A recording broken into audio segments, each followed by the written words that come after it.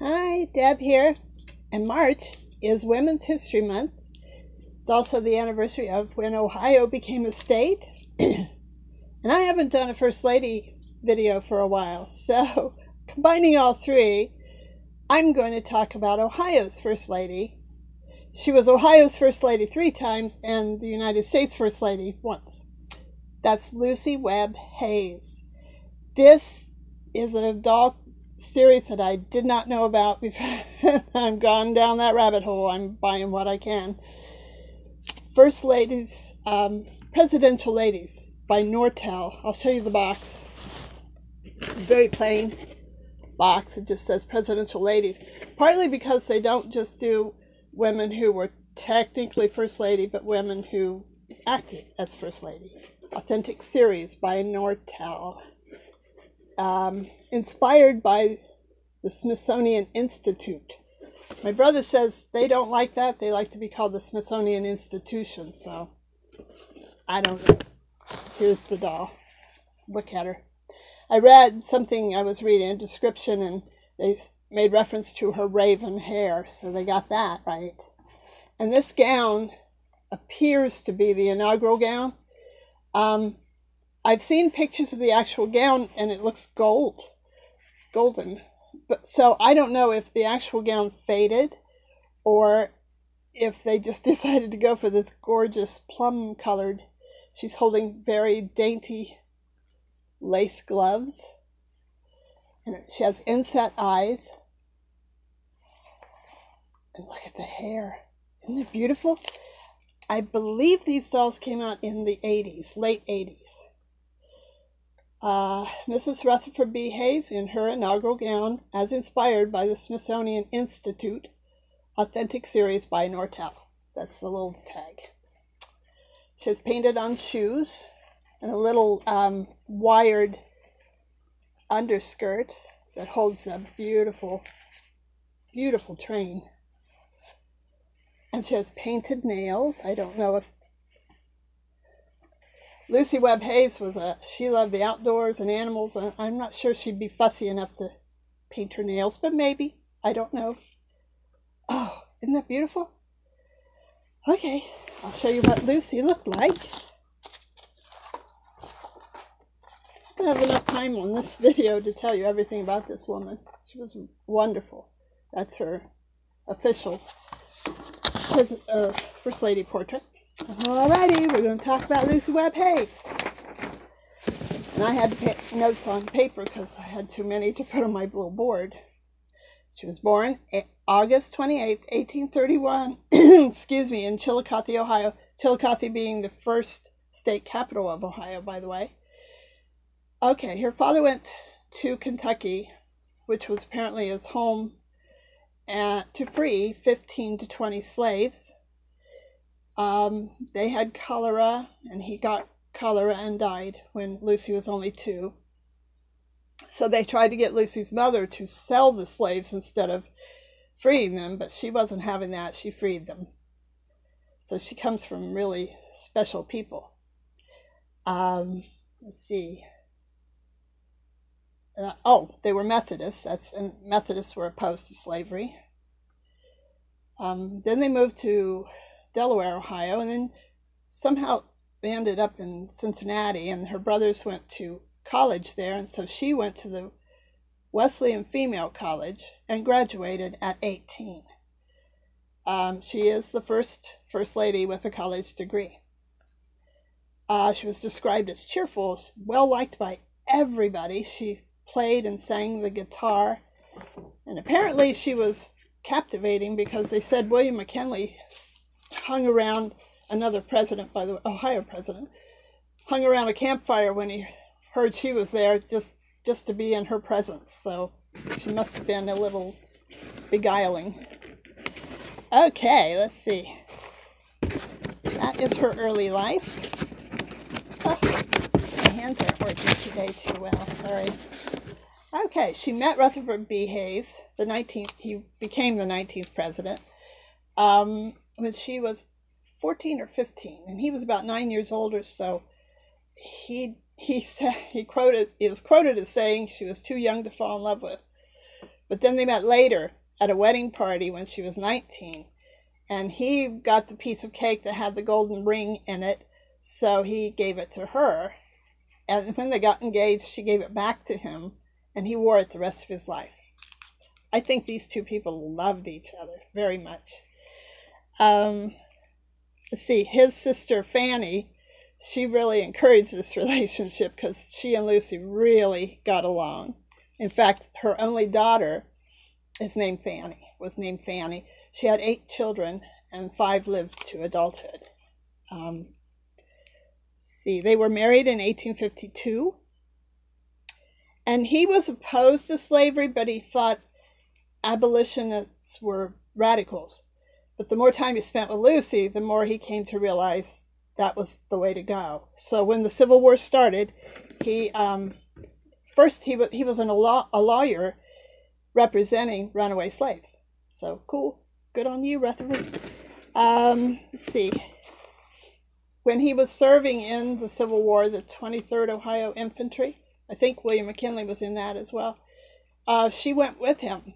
And her brothers were doctors, and she helped with surgery. She helped nurse the injured back to health, and the ones who weren't going to make it, she stayed by their side and gave them a peaceful transition. They called her Mother Lucy because she was so compassionate and such a comfort. And she was there on the battlefield, and she saw the results of battle and the surgery and everything. She was tough. Okay. Let's see. He served in Congress 1 term, and she would go to the gallery and sit and wear a black and white checkered scarf so he could see her in the gallery. Isn't that cool? I love stuff like that. Anyway, he served only 1 term in Congress. That's all he wanted to serve. And then he became Ohio's governor. He served as a governor for 3 terms. She accompanied him to prisons, asylums, reform schools, and she even lobbied for more money for these organizations, which was very out of character for her. She thought she should lead by example, and she wasn't really a person to take public stance. But she was working.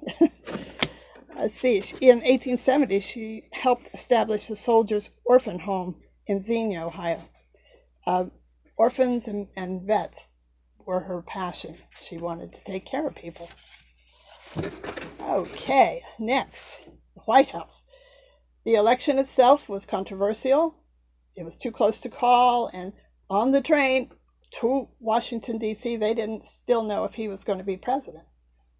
But ultimately they decided, and that really put a damper on his ability to govern because people didn't consider him legitimate. The people who lost didn't consider him legitimate. Okay, first ladies first. She was the first to invite an African-American musician to perform at the White House. It was Madame Salika. She was an opera singer, I believe. She was the first lady to use a typewriter, telephone, and a phonograph. She played the guitar and sang, by the way. She was the first to have a public schedule separate from her husband's. She was the first to live in the White House when it had bathrooms and running water. Yay! And the White House Easter egg roll is because of Lucy. They used to do it on the congressional grounds, and they forbid it. So she said, no, they'll come to the White House and have their Easter egg roll. So, yay! She expanded the greenhouse conservatory. She loved nature. She loved animals. I know the first Siamese cat in America was hers. The head of Siam brought it to her. She had cats, dogs, goats, birds. Pigeons. At her home in Ohio, she had pigeons. She had holes drilled into the steps so they'd have somewhere to roost. And she'd feed them and milk cows, feed chickens. She was hands-on lady. Let's see. She did not ban liquor in the White House. Years later, they called her Lemonade Lucy because that's what she served. Rutherford B. Hayes banned it because he was trying to bring the Prohibition people back to the Republican Party because they were forming their own party. But they did not drink. They did not believe in drinking. Very religious people. But they also did not believe in prohibition because basically you can't legislate personal behavior is how they felt. And I heard Jimmy Carter say that years later. Okay, let's see. So Lemonade Lucy was not really a fair title, but let's see. During the president's, while she was First Lady, she invited staff members to all their Thanksgiving and Christmas celebrations. She didn't leave them out. She let servants, not slaves, servants, off to go to school if they wanted to. She was a big believer in education. I'm going to link, okay, they moved back to Spiegel Grove. That's what they called the home in Fremont, Ohio. That is open as a museum. There's a museum and the house. They're both open. I will put links. And in Chillicothe, there's the Lucy Webb Hayes. Oh, I wrote it down. Lucy Webb Hayes Heritage Center. This past February, they made Valentine's for veterans, keeping her tradition alive. So I want to visit that. I want to visit both. So let's see. They lived there for 8 years, and then she died of a stroke. June 25th, 1889. She was only 57 years old. There's probably more that I forgot to tell you because she's such... Oh, the Rutherford B. Hayes Museum is the very first presidential library established, so cool. Okay, her quote. It is acknowledged by most persons that a woman's mind is as strong as a man's. Instead of being considered the slave of man, she is considered his equal in all things, and his superior in some. Ooh, radical lady. Love this doll.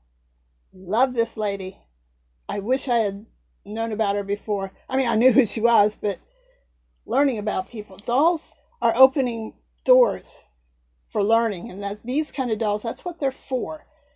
Outside of the absolute beauty of this doll, of this dress. This lady was a beautiful lady, and I'm glad I got to share her with you.